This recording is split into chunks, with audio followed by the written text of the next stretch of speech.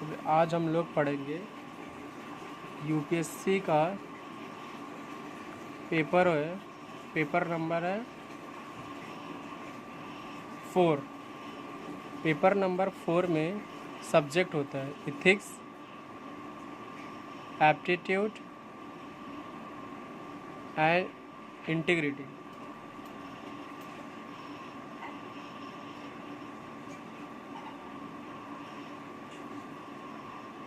ये यूपीएससी का एक सिलेबस है। इसको इंट्रोड्यूस किया गया था 2013 में। इससे पहले ऐसा कोई भी सब्जेक्ट्स का एग्ज़ाम नहीं होता था, लेकिन 2013 में इसको इंट्रोड्यूस किया गया इथिक्स, इंटीग्रिटी एंड एप्टीट्यूड करके, जो कि पेपर 4 में इसको इंक्लूडिंग किया जाता है।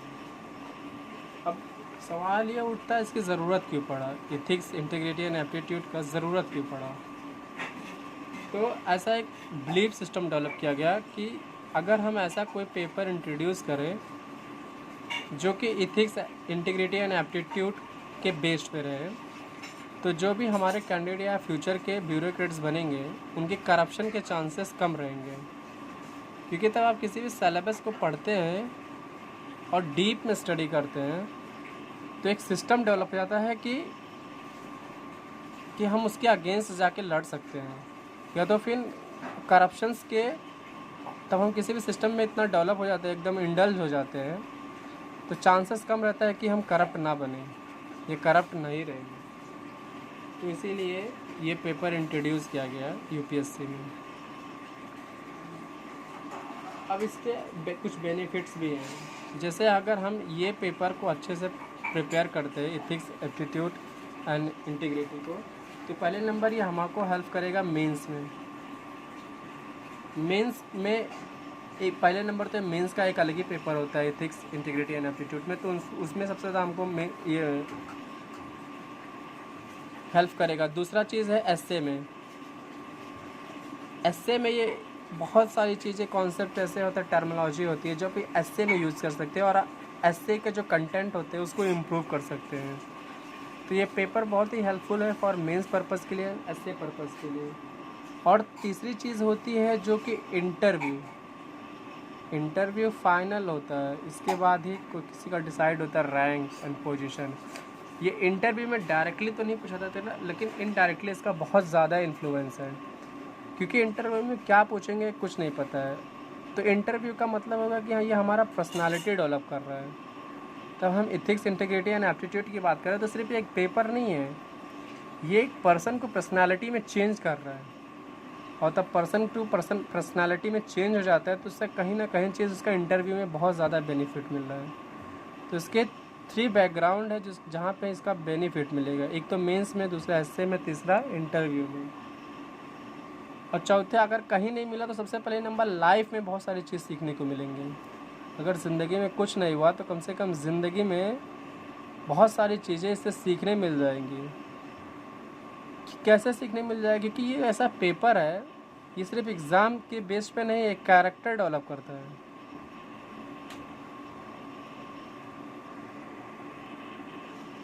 ये तो रही पेपर्स के इम्पोर्टेंस के बारे में। अब हम बात करेंगे कि ये सब्जेक्ट्स के इंट्रोडक्शंस क्या है, इसका सिलेबस क्या है, जो कि आगे धीरे धीरे हम देखेंगे। तो इंट्रोडक्शंस में क्या है,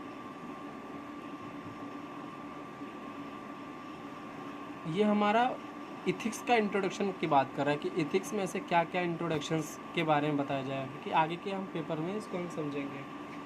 तो इथिक्स में इंट्रोडक्शन में कुछ की कॉन्सेप्ट होते हैं, और की कॉन्सेप्ट की कुछ टर्मिनोलॉजी है जो कि समझना का ये एक बेस है कि आगे के एथिक्स पेपर को हम, ये हमारा बेस है जो आगे के पेपर को बेस मान के एक स्ट्रांग फाउंडेशन डेवलप करेगा। तो आगे के कुछ डेवलप करने से पहले हम इस बेस को, इस टर्मिनोलॉजी को समझना पड़ेगा। टर्मिनोलॉजी का मतलब है यहाँ पे एक पिलर की तरह काम कर रहा है। ये इथिक्स का सपोज एक पिलर है, जैसे इथिक्स एंड मोरालिटी हो गया, यह हो गया पहला टर्मिनोलॉजी। सेकंड क्या है, एटीट्यूड क्या होता है। थर्ड क्या है, एप्टीट्यूड क्या होता है। ये सब आगे टर्मिनोलॉजी यूज़ करा जाएगा। ये सब बहुत बेसिक सी चीज़ें हैं। अगर यही सब आगे जाके बहुत ज़्यादा एडवांस लेवल पे यूज़ होगा। ये बहुत ही बेसिक चीज़ें हैं इस कॉन्सेप्ट को लेकर। वैल्यूज़ क्या होते हैं, कॉन्साइंस क्या होता है, ये कुछ टर्मिनोलॉजी हैं, की कॉन्सेप्ट हैं। इंट्रोडक्शन, इथिक्स के जस्ट इंट्रोडक्शंस में कुछ की कॉन्सेप्ट हैं। तो आगे हम देखते हैं ये सब का मतलब क्या होता है। जैसे इथिक्स का क्या मतलब होता है। इथिक्स से पहले हम लोग समझते हैं कि एटीट्यूड क्या होता है। आगे धीरे धीरे हम सब समझेंगे। तो इसमें समझते हैं एटीट्यूड क्या होता है। एटीट्यूड वो चीज़ होता है साइकोलॉजिकल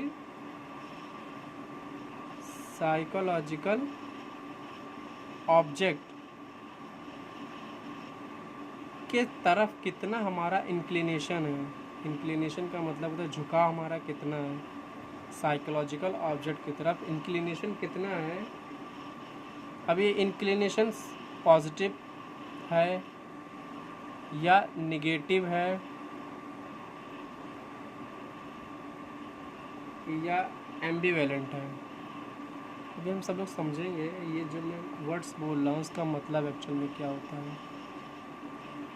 पहले नंबर हम समझेंगे एटीट्यूड का मतलब क्या होता है। साइकोलॉजिकली ऑब्जेक्ट की तरफ हमारा इंक्लिनेशन यानी झुकाव कैसा है, चाहे वो पॉजिटिव पॉइंट ऑफ व्यू से हो सकता है, निगेटिव पॉइंट ऑफ व्यू से हो सकता है या एम्बिवेलेंट पॉइंट ऑफ व्यू से हो सकता है। सबसे पहले हम समझेंगे कि ये साइकोलॉजिक ऑब्जेक्ट क्या होते हैं, क्योंकि साइकोलॉजिकल ऑब्जेक्ट इंक्लिनेशन पॉजिटिव भी हो सकता है, निगेटिव भी हो सकता है और एम्बिवेलेंट भी हो सकता है। आगे धीरे धीरे हम समझेंगे क्या होता है, लेकिन उससे पहले समझेंगे कि ये साइकोलॉजिकली ऑब्जेक्ट क्या होता है। साइकोलॉजिकली ऑब्जेक्ट का मतलब होता है जिसके बारे में हम सोच रहे हैं। We can think about that object, उस ऑब्जेक्ट के बारे में हम कुछ सोच सकते हैं और उसके साथ हम अपना कुछ इमोशन अटैच कर सकते हैं। हम उस चीज़ के बारे में सोच सकते हैं और उस ऑब्जेक्ट की तरफ हम अपना इमोशन का मतलब फील कर सकते हैं। कोई भी ऑब्जेक्ट है, सपोज हम उसके बारे में सोच रहे हैं, उसके साथ हम अपना इमोशन अटैच कर रहे हैं। तो ये जो हम सोच रहे हैं और इमोशन अटैच कर रहे हैं वो ऑब्जेक्ट की तरफ, ये बन जाता है साइकोलॉजिकली ऑब्जेक्ट। साइकोलॉजिकल का मतलब होता है हम किसी चीज़ के बारे में सोच रहे हैं अपने माइंड, अपने ब्रेन का यूज़ करके। ऑब्जेक्ट का मतलब होता है कोई भी चीज़, तो हम अपने ब्रेन का, वी कैन थिंक, इस चीज़ के बारे में हम सोच रहे हैं, किस चीज़ के बारे में, ऑब्जेक्ट के बारे में, इमोशन को लेके, तो इसी को कहते हैं साइकोलॉजिकल ऑब्जेक्ट। इंक्लिनेशन का मतलब होता है झुकाव, कि हम कितना टेंड भी इसे कह सकते हैं और झुकाव भी कहते हैं, कि हम किसी भी ऑब्जेक्ट के लिए कितना झुकाव, पॉजिटिव किसी चीज़ के लिए पॉजिटिव कितना है, निगेटिव कितना है। एम्बिवेलेंट का मतलब होता है बोथ पॉजिटिव एंड निगेटिव, तो कितना हम पॉजिटिव एंड निगेटिव को लेके हैं। पॉजिटिव प्लस निगेटिव है, प्लस निगेटिव कितना है। तो फिर से एक बार समझेंगे कि साइकोलॉजिकली ऑब्जेक्ट, साइकोलॉजी के मतलब क्या होता है, हम जिस चीज़ के बारे में सोच सकते हैं इमोशन अटैचमेंट के साथ, उसी को कहते हैं साइकोलॉजिकल ऑब्जेक्ट। साइकोलॉजी का मतलब होता है हम जिस चीज़ के बारे में सोच सकते हैं अपने इमोशन को अटैच करके उस ऑब्जेक्ट की तरफ, उसे साइकोलॉजिकली ऑब्जेक्ट कहते हैं। अब उस चीज़ के बारे में हम किस लेवल तक सोचते हैं, उसके बारे में पॉजिटिव सोच रहे हैं कि निगेटिव सोच रहे हैं या एम्बिवेलेंट सोच रहे हैं। एम्बिवेलेंट का मतलब है दोनों, पॉजिटिव प्लस निगेटिव। हम उसके बारे में क्या सोच रहे हैं, पॉजिटिव सोच रहे हैं कि निगेटिव सोच रहे हैं या एम्बिवेलेंट सोच रहे हैं या दोनों सोच रहे हैं। एम्बिवेलेंट का मतलब है दोनों सोच रहे हैं। तो जब पॉजिटिव सोच रहे हैं, निगेटिव सोच रहे हैं या एम्बिवेलेंट सोच रहे हैं, उस चीज़ के लिए कितना उसके तरफ इंक्लिनेशन है, मतलब कितना उसकी तरफ हम सोच रहे हैं, इसे कहते हैं एटीट्यूड। ये हमारा हो गया फर्स्ट टर्मिनोलॉजी। आगे हम पढ़ते हैं कि व्हाट इज़ एप्टीट्यूड। ये हो गया हमारा एटीट्यूड।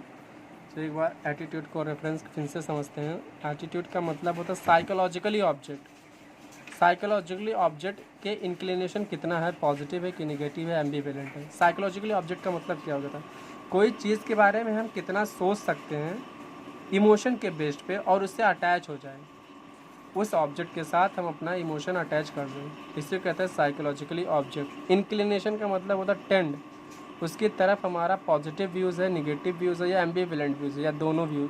एम्बिवेलेंट का मतलब पॉजिटिव और निगेटिव दोनों व्यूज़ है। तो इसका कॉम्बिनेशन है। कॉम्बिनेशन का मतलब होता है साइकोलॉजिकल ऑब्जेक्ट का इंक्लिनेशन, यहाँ पर रहेगा टूवर्ड्स इंक्लिनेशन, टूवर्ड्स इंक्लिनेशन। अब ये इंक्लिनेशन पॉजिटिव भी हो सकता है, निगेटिव भी हो सकता है, या फिर एम्बिवेलेंट भी हो सकता है। एम्बिवेलेंट का मतलब हो गया पॉजिटिव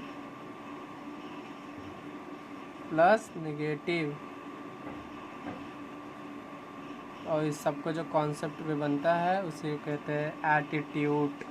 तो हमारा एटीट्यूड उस ऑब्जेक्ट की तरफ कैसा है, पॉजिटिव भी हो सकता है, किसी चीज़ को ऑब्जेक्ट को लेके हमारा एटीट्यूड पॉजिटिव भी हो सकता है, निगेटिव भी हो सकता है, या एम्बिवेलेंट भी हो सकता है। तो हम ये कहेंगे कि कोई ऑब्जेक्ट जिसका जो ऑब्जेक्ट है ए, कोई ऑब्जेक्ट है ए, तो उस ऑब्जेक्ट की तरफ हमारा एटीट्यूड कैसे, ये कैसे डिफाइन होगा, ये डिफाइन होगा कि वो जो साइकोलॉजिकली ऑब्जेक्ट है उसका हमारा जो टेंड है, हमारा जो इंक्लिनेशन है वो पॉजिटिव है कि निगेटिव है उस साइकोलॉजिकली ऑब्जेक्ट को लेके, उसे वो कहते हैं एटीट्यूड। दूसरा हमारा की कॉन्सेप्ट है जिसे कहते हैं एप्टीट्यूड। एप्टीट्यूड क्या होता है? एप्टीट्यूड होता है सेट ऑफ एबिलिटीज,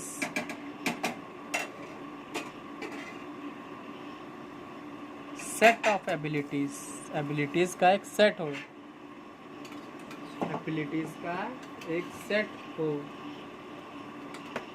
और ये सक्सेसफुल होने के लिए रिक्वायर्ड हो, required to be successful, required to be successful.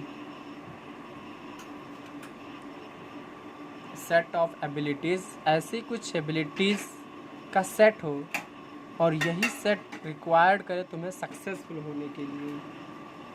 अगर हम ट्रेनिंग दे तो, अगर हम इसमें ट्रेनिंग दे दिया जाए तो सपोज हम समझते हैं आसान शब्दों में कि हमारे पास कुछ एबिलिटीज़ हैं जो एक सेट के फॉर्म में है। सेट का मतलब होता है 2 3 4 एबिलिटीज़ को मिला के एक सेट बना दिया गया है और हम उसको प्रॉपर ट्रेनिंग दे रहे हैं, प्रॉपर ट्रेनिंग दे रहे हैं, और यही ट्रेनिंग तुम्हें सक्सेसफुल दिलाएगा। इसे कहते हैं एप्टीट्यूड। तो एप्टीट्यूड क्या होता है? Set of abilities. Set of abilities को फिर हम ट्रेनिंग देंगे और यही ट्रेनिंग तुम्हें सक्सेसफुल दिलाएगा। अब इसमें कुछ बेसिक फॉर सक्सेस, सक्सेस के लिए कुछ बेसिक चीज़ें रिक्वायर हैं। सक्सेस, तो सक्सेस के लिए success for basic for success, basic for success जैसे कि हार्ड वर्किंग। बिना हार्ड वर्किंग के सक्सेस पाना इम्पॉसिबल है। और सिर्फ हार्ड वर्किंग से नहीं होता, अगर हार्ड वर्किंग से सक्सेस मिलता तो जानवरों में सबसे ज़्यादा सक्सेसफुल गधा होता है, लेकिन सिर्फ हार्ड वर्किंग से सक्सेस नहीं मिलता है, उसके साथ चाहिए इंटरेस्ट। इंटरेस्ट होने से सबसे ज़्यादा फ़ायदा ये होता है कि तुम्हें वो लॉन्ग लास्टिंग तक साथ देता है। अगर तुम्हारा इंटरेस्ट नहीं है तो कुछ टाइम के बाद तुम्हें उससे भी करने में मज़ा नहीं आएगा। अगर इंटरेस्ट है और हार्ड वर्क कर रहे हो, इंटरेस्ट है तभी आप हार्ड वर्क करोगे।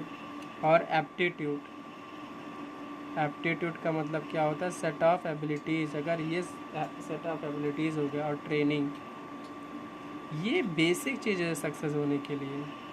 जैसे आपका कोई भी चीज़ इंटरेस्ट है, आप इंटरेस्ट में अपना काम कर रहे हैं, आप इंटरेस्ट से अपना हार्ड वर्क काम कर रहे हैं विथ एप्टीट्यूड। एप्टीट्यूड का एक सेट ऑफ एबिलिटीज़ को लेके आप इंटरेस्ट के साथ हार्ड वर्क कर रहे हैं, ट्रेनिंग के साथ, तो आपको सक्सेसफुल होने से कोई नहीं रोक सकता है। और ये सब का ये सब तभी पॉसिबल है जब आपके पास एप्टीट्यूड हो। बिना एप्टीट्यूड के ये इम्पॉसिबल है। एप्टीट्यूड का मतलब सेट ऑफ एबिलिटीज़, ये एबिलिटीज़ होते हैं रिक्वायर्ड टू बी सक्सेसफुल। उसको ट्रेनिंग देंगे, सक्सेसफुल हो जाएंगे। ज़रूरी नहीं है, बट चांसेस यही दिखता है कि सेट ऑफ एबिलिटीज सक्सेसफुल होने के लिए ज़रूरी होते हैं। तो ये हो गया हमारा सेकंड की कॉन्सेप्ट, एप्टीट्यूड।